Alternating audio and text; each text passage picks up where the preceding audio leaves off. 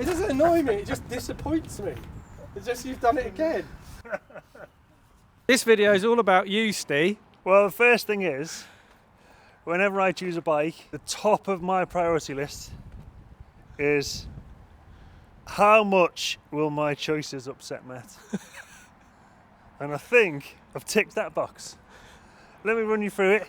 First off, the colour is, well, technically it's last year's Tallboy, but it's the best colour Tallboy they've ever done. Ultra blue, is that what they called it? Ultra blue? I think it's ultra blue, yeah. Ultra blue.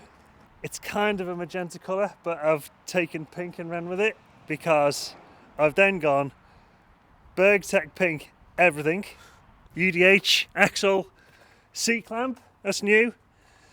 Stem, bolt, top cap, front axle, PT's pink valves, they're the bits. Then I've gone dyed brow zebra ret. I've had that before and I feel like a bit of a...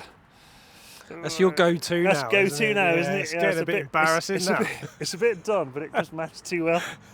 Decals, blue on it, pink on it.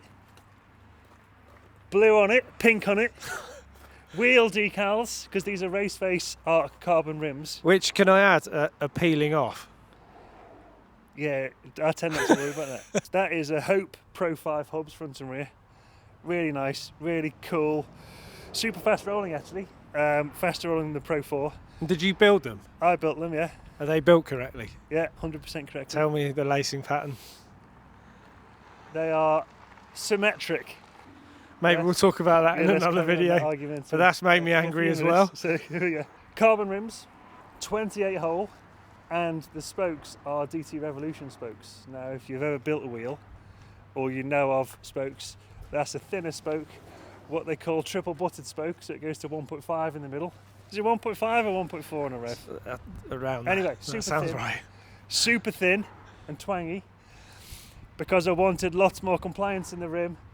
So I've done it with the spokes. So it's got 28 holes and less spokes.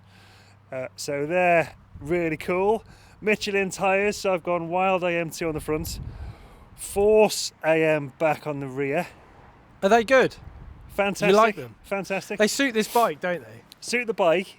I'm actually racing this in an Enduro soon. That's the one thing I might swap for the race to Cannibals, probably. Yeah. And then swap back to these just for normal life. For me, it's like the underlying bike is incredible. Like, what a spec. It's just come out so offensive to me. I did wind my neck in once because the guys put on pink grips. I took them off. But it is a sick bike. It's wicked. You got posh saddle. Oh yeah, posh saddle. I want to try one of these saddles. The first time I've used a 240 post. 240 mil. Shall I try and get on it? 200. Yeah, go on, try and get on it. I've now gone 240 millimeters. I hurt my hip. So, are you AXS? No. No. XO. XO Mechanical, which is an absolute workhorse. That's fine. I agree. The thing is, I agree with it all. Maybe not with a rear rotor. I still think you need a bigger rear rotor. Because you're big, you. And these are 29er wheels. Yeah, so if I was going down a hill, yes. But for around here? Just around here, it's fine, yeah. Is it good for trail ride? Like, it's amazing. Trailing. It's amazing. We've always gone enduro bikes and just rode. We always overbike for around here. Which is great. You ride an enduro bike up the hill, you're going to enjoy the down. But if you're Woburn, Chicksands, anywhere like that, you could still do it just as fast.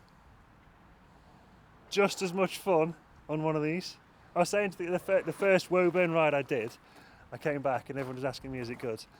And I was like, if I rode my Mega Tire, I would have used that much of travel of the Mega Tire. Because I'm not hitting big hits, I'm not bottoming out, I'm not blasting off 40-foot jumps. Bottoming it out every ride, it's kind of you carrying around travel that you're not using, right? Exactly, yeah. So I used that much travel of this, yeah, and was faster.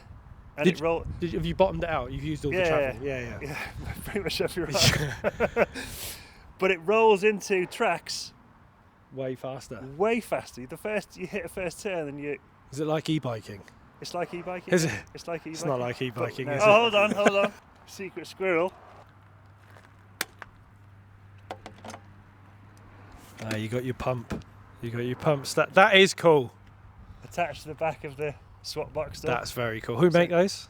That's Jank components, but the new Jank. one up inline thing fits that. That's really cool. Does the hub sound nice? I haven't actually ridden one of these. Are they good? It's quieter than I expected. It's quiet, isn't it? Yeah. It's buzzier, but quieter. Interesting. What else have you gone for? Code SLVs. Code Silvers, yeah.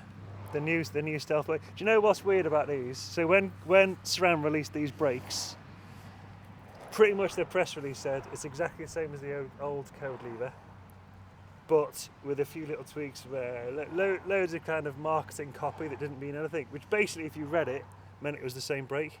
It's not the same brake at all. That little pivot on the swing link is in a different position, and if you look down the side of it, it's anodized red, so it's definitely a different shape. That's conspiracy. It is a conspiracy. That's conspiracy. So it's a different shape link, What's a conspiracy? different colour, and it feels different. They feel better than Code. What was it? Code RSCs we used to use. yeah. And you've gone with the HS2 rotors, the big rotors, HST rotors. which isn't really a trail bike rotor, or is it? I really don't. If you look know at the World Cup anymore. XC guys now, they're using HST. They're using HS2. So that's going to be the new 2mm rotor, 2mm thick Yeah. rotor is the new standard, and they just make the bike point feel much nicer, don't they? It's a bit stiffer, so it's kind of, it doesn't get flapped around by pads and stuff. The weird thing is, a thicker rotor, because pads self-adjust, it shouldn't feel different. But when you put a thicker rotor in a brake, I know they self-adjust over time to the same lever throw, but it does feel different. It does feel more solid. They're stiffer, aren't they? So they like, especially when there's flex in the bike. So if it's a bigger rotor, yeah, and there's flex in the bike, the bigger the rotor, the more that's accentuated, right? That makes sense to Yeah. me. So at that point, it's just, if your brakes are on, so you're dragging the brake, it's less affected by the... That makes sense? maybe. I really don't. You're running it in low bottom bracket, Low BB. which makes it go around corners really good. It goes around corners amazing. It should be one of the best bikes ever. I think it is. It's just... It looks like Pat Butcher's eyelids. This is, how many bikes have I had this colourway now? The Dreadnought. No, that wasn't the first one. The Stumpy Evo was pink and blue. I think The Dreadnought. I think you're a bit stuck in a rut, Steve. I think you need to Was change. pink I and think you need to No, but finish this midlife crisis that you're in. The itch that I can't resist scratching is that pink and blue bikes annoy you. Here we go. Good. What a bike. The thing is, they don't. It doesn't annoy me. It just disappoints me.